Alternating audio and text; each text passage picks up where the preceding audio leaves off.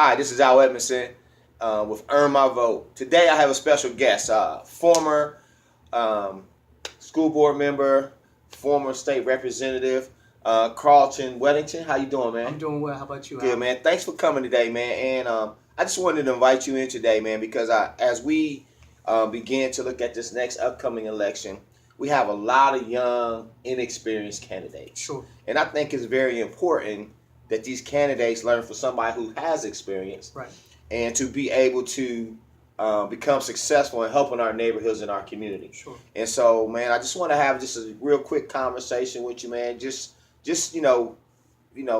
talk about what it takes to be successful. But first of all, man, what's going on with you now, man? You retired? Yeah. Well, you doing some things. I'm still in the community. By the way, great program Saturday. March Madness, the Health and Fitness Expo. Yeah. Had fun working with those young kids. Yeah. And that's what it's all about, Al. It's about feeding your passion. Your passion is not only cutting hair and being a barber, but it's about helping your community. That's where right. You grew up, where you're from. Even though you may not necessarily physically live here, but you are of this community. Right. East. Part of the fabric. I'm just part of the fabric. Yeah. So for me, it's about the same thing. And so today I'm actually doing physical training at iResolve Fitness. There 6 days a week. Mm-hmm. I also still do my public speaking, talking to youth groups and community organizations about my previous experience as a legislator, and then more recently now as a trainer. I also, on the side, I'm doing a number of things. I'm actually selling high-end suits. Okay. So hey, man, I'm keeping it's good the to have funding multiple streams. streams. Yes, most definitely. You just can't be just settled for one thing, man. There's opportunity everywhere. Most definitely. So, but let's go ahead and get down to business. Sure. So we have a lot of young candidates that are running for office in our district, in our neighborhoods, inexperienced candidates. Sure. And what kind of advice can you give those candidates from your past experience to help them? Because I think it's very important, because we don't want to keep going through this every year, every time there's an election, but we want to be able to have somebody in that we can trust, that we can know that they're going to get the job done. Right. Well, I think it's important that we always have young, new, vibrant blood in our political realm, political arena, because as the generations grow, so do our candidates. And so we have, if you will, a changing of the guard in the city of Columbus. Right. We have a new mayor, Mayor Andy Ginther. And so we have several new members on city council. And so that just goes that we will have new members in the State House as well. And so you have a number of young people running for offices throughout the city, throughout the county, and the state. What I would say for those who are looking to support a candidate is, do a little research. Don't just leave it up to the newspapers or listen to the sound bites that you may hear on radio and TV. Or vote with your family. You just say, hey, go for him. This is a very diverse community, the city of Columbus. And this Near East Side is becoming more and more diverse as well. Mm-hmm. And so as you see the candidates out on the campaign trail, maybe they're coming to your church, or you see them at a neighborhood organization meeting, talk to them. See what they're about. Get to know, them as a person. And then you may have some personal interests in terms of what's going on in your neighborhood that you want to see changed or you would like to see implemented. Ask the candidates about them. It's very important, rather than to wait till election day. Right. And look down the list and say, well, I don't know about this candidate. Maybe I've heard about her or heard about him, but I'm not sure. We want you to make a sound, positive, and educated vote. Okay, good. And now, dealing with the candidates that may be going to the State House. Mm-hmm. And I know by them coming in new and fresh, what are some advice that you can give them on how to get legislation passed? Sure. Because, you coming in and maybe your first year, you're just going to kind of feel around what's going on. But I think, find a way to get legislation passed, because you're telling communities that I'm going to do this, I'm going to do that. So What's some advice you can give to them? Well, I was fortunate. When I came in 2008, President Barack Obama was getting elected, and the Democrats had come in and took the majority in the Ohio House of Representatives. Today, however, the Democrats are in the minority. And so whether you're Democrat or Republican who is running for the House, it's very important that you know how to get legislation passed. Right. Or at least work with your colleagues, be it Democrat or Republican, to get legislation put on the table. And so that's important. You have to do your research. You have to do your homework. For example, let's say we want to make sure that this community gets more dollars as it relates to infrastructure. Right. And so, you have to do your research. Where is the money? Where is the funding going to come from to deliver? You can't just go out here on the campaign trail and say, I'm going to put a computer in every classroom. I'm going to make sure that we have Wi-Fi throughout the entire city. I'm going to make sure that our roads are 100% and our bridges are the best. Because you have to know where the money is in order for this to work and for this to happen. So everything you do, a cost is associated with it. So you have to look at past legislation. How far did it get through the process? You have to look at who are your allies in terms of this particular issue. You have to see who your opponents are, because when you have a bill that you want to implement, it has to go through the process of first being drafted. Right. Once it's drafted, it then is placed in a committee. The committee of a mixture of Democrats and Republicans, or whomever is elected at that time, will then sit on this committee and review this bill. And so you, as the sponsor of the bill, can invite individuals who are supportive of it. So Al, you would come down and I'm going to submit this bill to be passed, and you are one of the supporters of the bill. So you're going to come in and speak on behalf of it.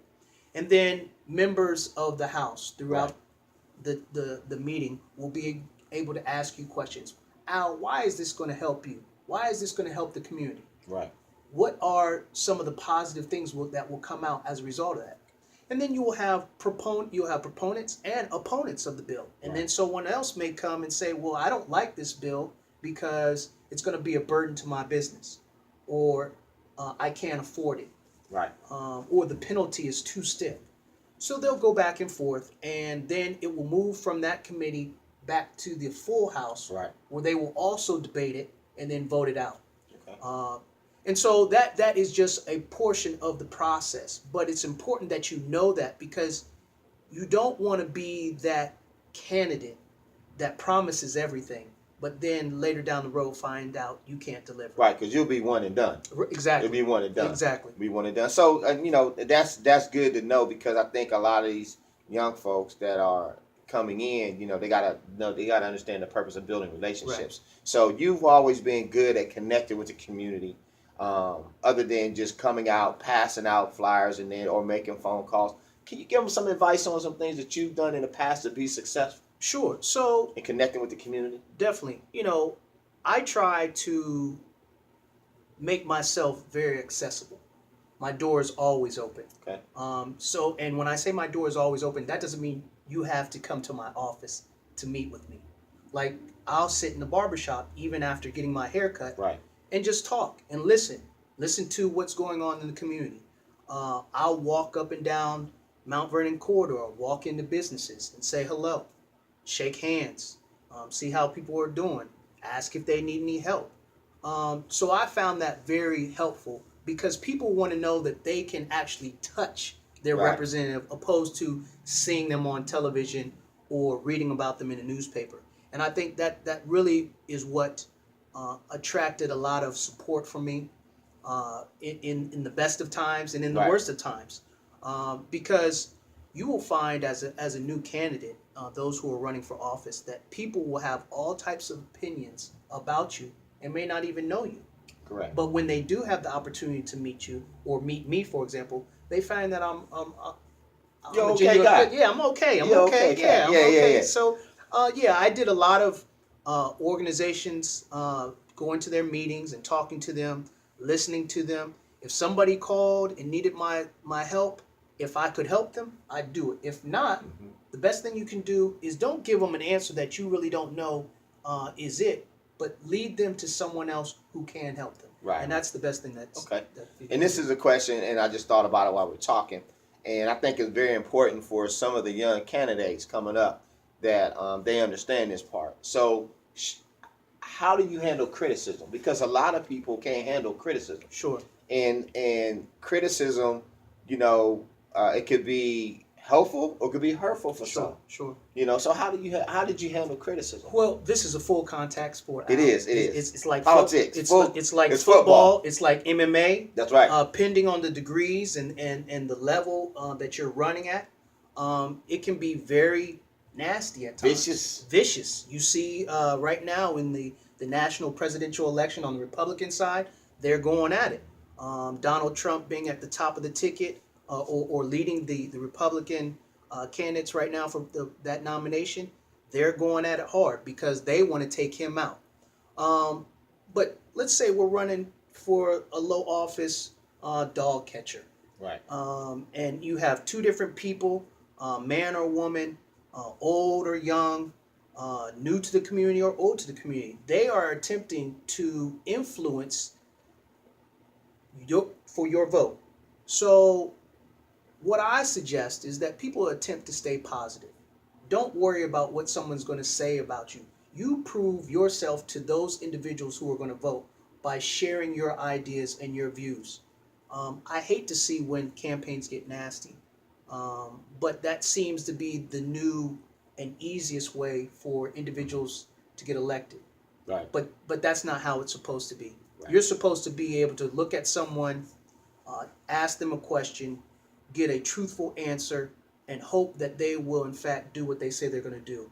So I don't have to downgrade you, Al, to beat you if I feel that I'm capable of doing the job. Right. I'm going to show that I am the best candidate by sharing my views, articulating my message, and putting forth the effort in raising funds to support my campaign and talking to as many people so that I can get your vote. Good, man. Good. Well, I think that's just so important, man, because like I said, everyone can't handle that type of criticism because, we have something going on now. Sure. That's out in the news. I'm not going to endorse any of the candidates, but, it's starting to get vicious the closer and closer you get to the deadline.